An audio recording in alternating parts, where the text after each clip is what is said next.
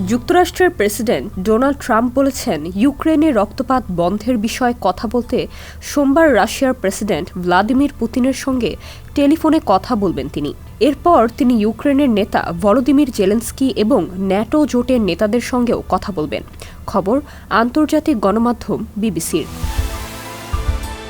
শনিবার সামাজিক যোগাযোগ মাধ্যম ট্রুথ সোশ্যালে দেয়া এক পোস্টে মার্কিন প্রেসিডেন্ট বলেন, ফোনালাপটি স্থানীয় সময় 10টায় অনুষ্ঠিত হবে এবং এরপর তিনি ইউক্রেনের প্রেসিডেন্ট ভলোদিমির জেলেনস্কি ও ন্যাটোভুক্ত কয়েকটি দেশের নেতাদের সঙ্গে কথা বলবেন। ট্রাম্প তাদেরকে যুদ্ধ বন্ধের কথা বলবেন। ট্রাম্প বলেন, আশা করি এটি একটি ফলপ্রসূ দিন হবে। এদিন আলোচনার মাধ্যমে যুদ্ধবিরতি সংঘটিত হবে। তিনি আরও বলেন, একটি অত্যন্ত হিংসাত্মক যুদ্ধ, এটি কখনো শুরু হওয়া উচিত ছিল না, তবে ইউক্রেন রাশিয়া যুদ্ধ শেষ হবে।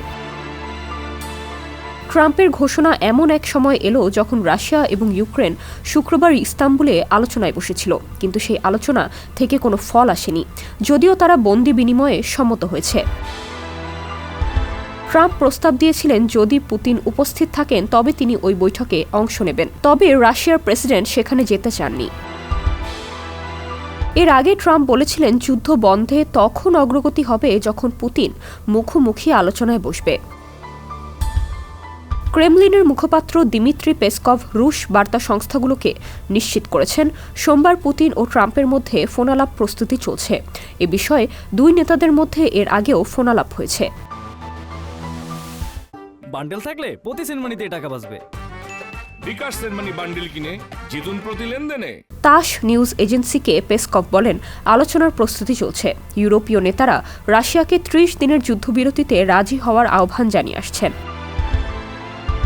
যুক্তরাষ্ট্র ও রাশিয়ার নেতারা যুদ্ধবিরতি ও নিজেদের মধ্যে সম্ভাব্য শীর্ষ বৈঠক নিয়ে আলোচনা করবেন বলে আশা করা হচ্ছে। ডেস্ক রিপোর্ট, সমকাল।